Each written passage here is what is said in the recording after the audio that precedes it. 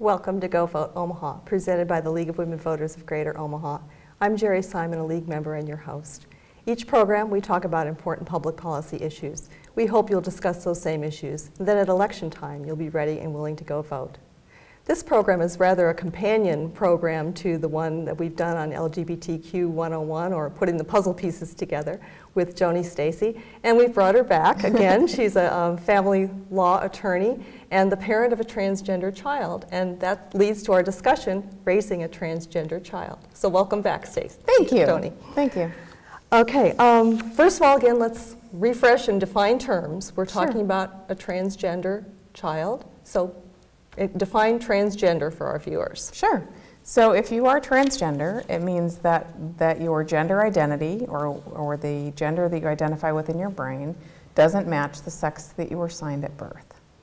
So in our case, for our daughter, she was assigned male at birth, but identifies as a woman, and so she transitioned to living full-time as herself when she was about 7 or 8. Okay. So that leads us to the story. Tell us the story about your story of Kate, your family, and your daughter. How did you recognize that she is transgender, or how did she recognize? Well, she recognized it before we did, which I think is probably true for most folks, understanding their own lived experience before anybody else can certainly even start to appreciate it. So, since we thought that she was male and we thought she was a boy, she had a really effeminate gender expression. So everything about her was pink and Barbie and glitter and Broadway musicals all the time. So we made the assumption as parents that she was probably a gay boy. We didn't know anything about gender identity. We had a really limited view of what that was. And so we made an assumption, I think, with the stereotypes that we had in our arsenal at the time. So it was really her telling us what was going on and that we had it wrong.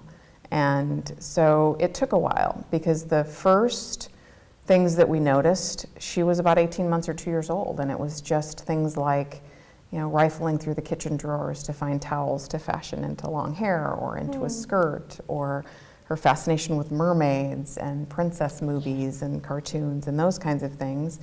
And then when she started to get a little more articulate, so we're talking about more like end of 3 or 4 years old, she would start saying things about who she was. So one of the things a pediatrician told us early on was maybe that we could redirect her to more male behavior or male expression by talking about body parts.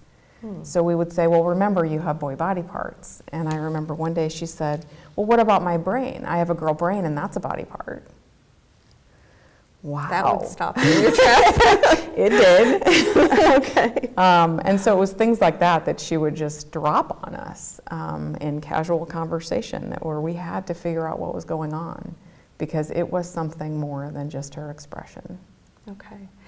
And one slide, we have a few slides. I wanted you to talk about Kate's, or Katie. Did you call her Katie when she was younger? We did at first, okay. Yes. Her art. There's one that we want to put up there. I want you to talk about, and it kind of flows well from what you've just been talking about. I call it Princess Blanket. Yes. That's the one. So do you want to talk about that piece? Sure. That looks like it was done when she was really young. Yeah, she was 4, so that was one of the things that we did, thinking that it was in her best interest, is that we sent her to kindergarten early. She was an early October birthday, and so we thought, well, we'd send her twice, and we could send her once to the public school, and then we would send her again to the parochial school where her older brother was, and everything would be great. And so this piece of art was from that first year of kindergarten, and so the artwork says, my task is putting my princess blanket away, which she did have. That was her blanket, and then she makes sure that if you miss the blonde locks, you know that there's a wig there, and that was one of the things that came home in her backpack. Okay. And at that time, did the pronoun you used for her, was it she? Or? No, at that point it was male, and we were still using her boy name and male pronouns. Okay. So one of the things I think people would like to hear about is what kind of emotions went through you in terms of dealing or dealing with what you were finding with your child. what were your emotions about it? All of them. Okay. I Fear, think. worry, denial? Sure. Okay. Absolutely all of them. It's a brand new topic, and it was for us. Brand new topic. I didn't know anyone who was transgender. I certainly didn't know any children that were transgender. And the internet wasn't that big of a thing at that time. She was born in 2000, so I don't even think that at the time that she was born we even had email.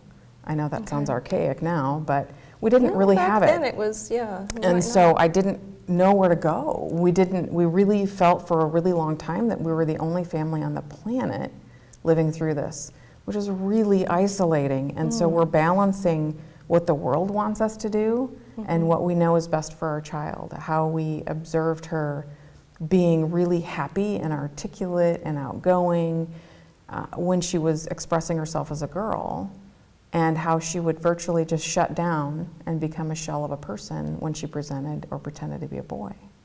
Okay.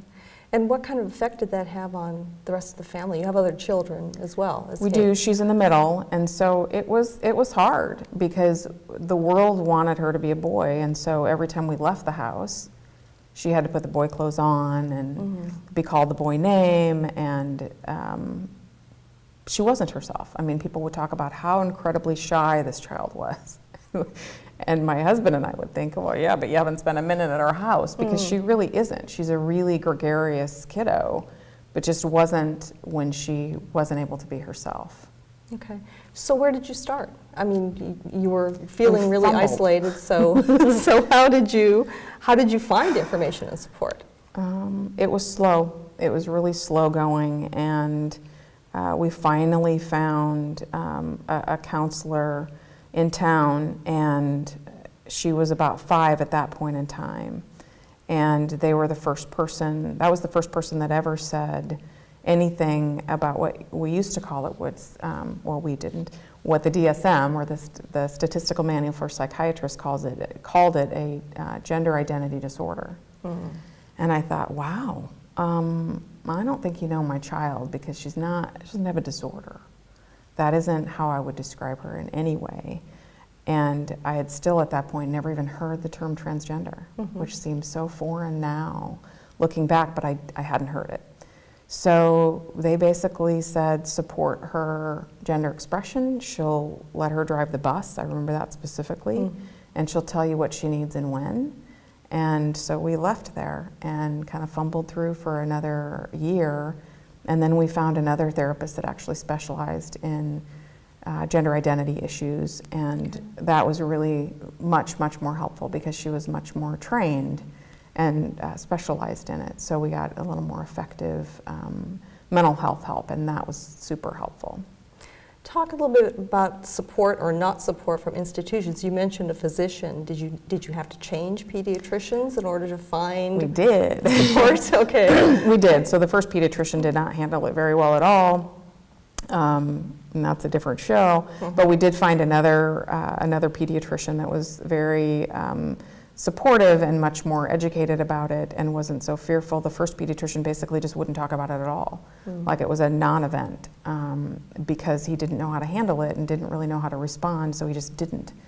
But the problem is that left us floundering, trying to figure out where to go for help and how to support her and what was best. We wanted to make the best decision we could for our child, and if you don't know what that is, you're kind of going day by day, one day at a time, wondering if today you've been a good parent. Is today okay? Is she better today than she was yesterday? Is she healthier today than she was yesterday? But it's a scary prospect because you don't have any idea what the future holds.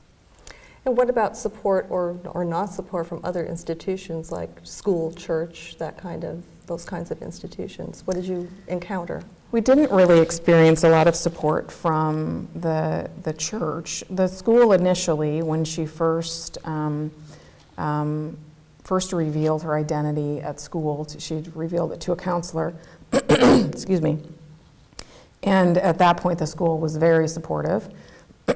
Excuse me, but as the school year wore on, they weren't so supportive, and then ended up basically not speaking to us at the end, and then they uninvited her to 3rd grade. Uninvited. Uninvited is the way I say it. and invited her to 3rd grade. And so that summer we ended up moving and changing school districts, and we changed religious denominations. So it was a very busy, emotionally packed few months for our family. So hard on everyone in the family. It was. So you, what changes would you say are needed? What kinds of supports do we need out there for people? I mean, you made a change, so you found a supportive environment. We did. So we found a really supportive environment. We found a great faith community that supports our whole family. And we found a phenomenal school district where she's been thriving ever since. So this is either the 8th or 9th year we've been in the new, she started in 3rd grade and she's a junior, so if we do the math, that's about 9 years, I think. And so a really supportive school district for all of our children, and that's been really helpful. And the other institution we found was PFLAG. And PFLAG is the oldest national organization that is straight allies working with LGBT people to move equality forward, and there's 400 chapters around the country, and we happen to have one here in Omaha. We're lucky enough to have one, and they have monthly support meetings. And that was a great source of both support and a place to find resources, and I say that it basically saved our family. It was and you ended up serving on the board for PFLAG, right? For both PFLAG National and PFLAG Omaha. Okay. It is near and dear to my heart. They do amazing work every single month in helping families find their way and meeting people where they are. So you would encourage any family that's dealing with issues, things that you've dealt with, raising a transgender child, not understanding maybe what their child's going through, to contact PFLAG? I would absolutely recommend that, because it's so great to find a place where you can learn at your own pace. Nobody has any expectations of you about where you're going to come to that conversation. It's really an important premise of PFLAG is to understand that everybody comes to this conversation at a different place. Okay. And so we can't make assumptions about how far along somebody is on the journey or how fast they have to take that journey. That PFLAG in particular is there for you in whatever pace you're ready for. Okay. One thing that I'm sure viewers want to hear about would be, you have a nurturing, safe environment within your family, within your home, but your child goes out into the world, particularly school, it's a different story. No, perhaps. Was bullying a concern at school, and did Kate encounter bullying? She did, and unfortunately, a lot of that was from the adults. And that was a really interesting lesson to learn, that it wasn't, for the most part, her peers that struggled with understanding her lived experience. It was really the adults. And I think it's just because most adults have a ton of baggage and stereotypes that they bring to the conversation. And so it's really difficult for them to be open to anything new. And we know that from other issues in society. We certainly know it from, learning differences or race differences, socioeconomic differences, cultural differences, faith-based differences, that we oftentimes struggle with learning anything new or outside our lived experience. And so that was certainly a struggle that folks had early on with Kate, and their, unfortunately, unwillingness to be open to anything different than what they had already experienced in life. And that's, I think, really unfortunate, because it's an amazing community, and I'm a much better person for being able to be her mom. Okay. Well, talk about a little bit more about the effect on your family and friends. What's been difficult? What's been easy? What surprised you? I think the surprises are interesting because there were surprises about who supported that I didn't think would, and then unfortunately surprises about people that I thought would support her that didn't. So it was interesting to watch those friendships blossom or fade, and they just happen. We had to pick our child first, and so protecting her environment and her psyche had to be the priority for us. And so it did mean that there were times that we lost friends in the process. But then I think, well, maybe they weren't real friends after all. Yeah, that would be difficult, I think, to deal with. It's sad, but you have to support your family. Right. So when I think about being a parent, I think, oh my goodness, I made a whole bunch of mistakes. And I think every parent says that. Talk about that in terms of having a transgender child. What kind of, talk about the mistakes that one can make, or Sure. what would you do differently? Now that you know better. There's probably a lot I would do differently. I think it was just a complete lack of education, and I hope that those mistakes don't necessarily have to be made anymore, because there is so much information available that wasn't available to us then. Mm-hmm. So we did a lot of redirecting. We did a lot of making her choose, boy things and boy toys. And I remember in particular, one thing was that in her first year of kindergarten, they would have sharing day every Monday, and she would always want to take what we would say is stereotypically girl toy or a girl thing. Mm-hmm. And we would always try to redirect her and take her into taking something stereotypically boy, or even neutral. Like, take the giraffe, don't take. And in looking back, what is the point of that? It didn't do anything except hurt her self-esteem. And what is the harm in sharing any toy? Mm-hmm. So I think it's the stereotypes that we have about what's safe and what's not, and what are people going to think. And I think putting her first sooner would have been better, instead of assuming that we knew what was best for her. Mm-hmm. But then you were trying to follow a little bit, as you mentioned about the pediatrician mentioning redirecting. So you're trying to follow what you thought was expert advice. What I thought was expert advice. Yeah. Yes, we did. We did. And so that's why it is what it is. We can't go back and change it. All we can do is try to help make resources available and help educate our community and around the country, so that families have the support that they need sooner, because it's important for those children. You can't let them languish for years without support and think there aren't going to be adverse health and mental health outcomes from that. Has your daughter talked about those things in terms of those? Of course. Don't all children point out your flaws? Yes. So I mean, as a parent, I would think, oh my goodness, I made a horrible mistake. I can't go back. Did it do harm? Irreparable harm? Well, I don't think irreparable at this point. I mean, she would certainly point that out, I suppose. At this point, I think she understands. I think she understands where we were, and that we just didn't know, and that we were doing the best we could at the time. And we were never mean to her. We were never insulting or degrading. We never called her names. We would just try to gently nudge one way or the other. And so I think there's a difference there too, that there can be some really harmful behavior if it's more rejecting than that. And certainly she interpreted some of the things that we did. They were received as rejecting. But there are levels of rejection, and it was never about her. She knew that we loved her, and she also knew that she could be herself at our house at all times. So we may have made ridiculous expectations of her in terms of the outside world, but at home she was always safe. Okay. Well, talk about the transitions with a transgender child. You talked about a little bit about name change, physical appearance. What did you need to understand and have help with? And for the family and those outside the family? So there are a couple of books that were amazing. So one of them is called The Transgender Child by Stephanie Brill. And I, for quite some time, called that the Bible. No offense to the good book, but it was amazing. And it not only had a lot of education parts to it, but it was filled with vignettes, stories from parents and from children about what their experiences were.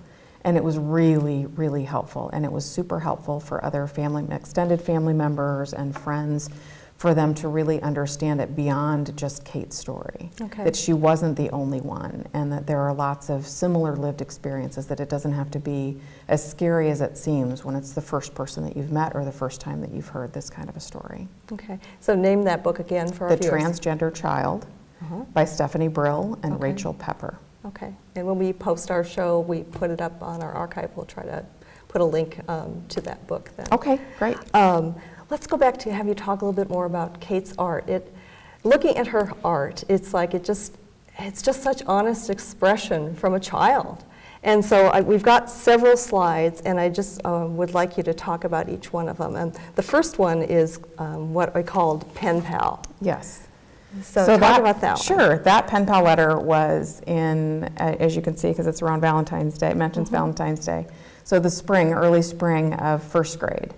And it was going to be a Penpal letter going to Kimball, Nebraska. So she drew herself as a boy and then as a girl with long hair and said, "It's my girl soul." The Penpal letter reads, Dear Penpal, my name is Ben Stacy, I'm 7. I'm a boy girl. My birthday's October 2nd. When's yours? And the teacher was amazing. She just said to her, I think that's a little personal for the first letter. But that was kind of a turning point, that time period in our lives. It was towards the end of her first grade year that we started calling her Kate at home. Okay. That we really realized through a lot of help with counseling and just observing her that that was what she really needed, that was when she was healthy and happy. And so we needed to set aside our fears and our misgivings and what other people would think. Mm-hmm. You know, nobody wants everybody talking about them. Right. And put her first. Okay. Then the next one that we've got that I wanted to show was the one that's called My Mom and Me. And I don't know what age she would have drawn this. But, that was in second grade as well. Okay. And I had gone out of town and this was waiting for me when I got home. Oh.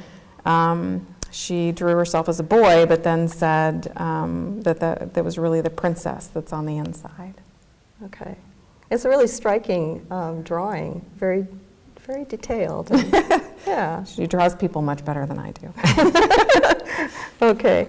And then the next one that we want to show is called BeforeAfter. Mm-hmm. So when did this one, this looks like it's a little bit older in terms of sophistication of the drawing. This was actually the summer after first grade when she got to be herself at home.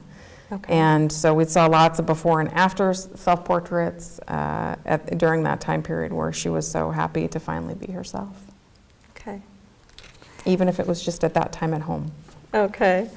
And then this one is Tough Life. Tough Life to Easy Life. Yeah. So she draws herself as a boy and then as a girl, and that one was towards the end of second grade. And really just her statement about how difficult it was to not be yourself. Okay. And most people think of a transition as being really difficult for that person and for their loved ones. And what I love about this piece of art is it really shows the true nature of being transgender and a transition in that it is pretending to be somebody that you're not that's the difficult part. Mm-hmm. And being yourself, even though it comes with a lot of miscellaneous nonsense and noise, is the easy part. It's always easier to be yourself, no matter what else is going on. And so I really love that art for that reason. It's one of the reasons that we chose that one to show as you're talking. Well, let's talk about another difficult period for any parent, childhood and teen years. Yeah. What about body changes, puberty, medical care? What do you deal with? What support? Where do you find support? Sure. So again, support's always at PFLAG. Yeah, okay. Support is also from the medical and mental health community and from our family and friends at this point. But so in terms of medical, they're now for transgender youth today that wasn't available generations ago, is they are eligible if both the medical provider and the mental health provider deem it necessary for their mental health, is that they're eligible for blockers, so hormone blockers. Okay. So for Kate, who was assigned male at birth, she'll never go through male puberty. So she was able to do blockers right at the onset of puberty, mm-hmm. so that there was no testosterone, that was all blocked. And then at a certain point, again, when it's okay with the medical provider or the mental health provider, they'll oftentimes introduce cross hormones. And so at about that the blocker started at about 11, and then when she was 13, she started taking estrogen, and they do their best to mimic that dosage, to mimic a natal puberty. Okay. So it happened really slowly over time, but she's certainly developed at this point into a young woman. Okay. And we want to throw up a picture of a happy, healthy Kate. It's a wonderful photograph. She just looks absolutely she's just 17 now. 17 now, so. Okay. Okay. One of the things we wanted to talk about was where our viewers, you mentioned PFLAG is a great resource, but in the Omaha area, are there any other resources institution-wise or books, other things that you would recommend to people who need information or just want to learn more, or they need it for themselves and their families or child? Sure, absolutely. So one of the great places for youth, ages 13 to 21, is a group Proud Horizons. And they meet every Saturday from 4 p.m. to 6 p.m. locally. Okay. And so that's a great resource. And you can find information about them on PFLAG's website and also on Facebook. And there's also a group that's a little bit in person, but a lot in terms of a social media presence called Queer Nebraska Youth Network. Okay. And there, you can find them on Facebook. They're for youth up to the ages of, I think, 24. Okay. And so they created that for not just a social outlet in Omaha or Greater Omaha, but also as an online presence for the youth that are in a little more western Nebraska that might not have that support available to them. Okay.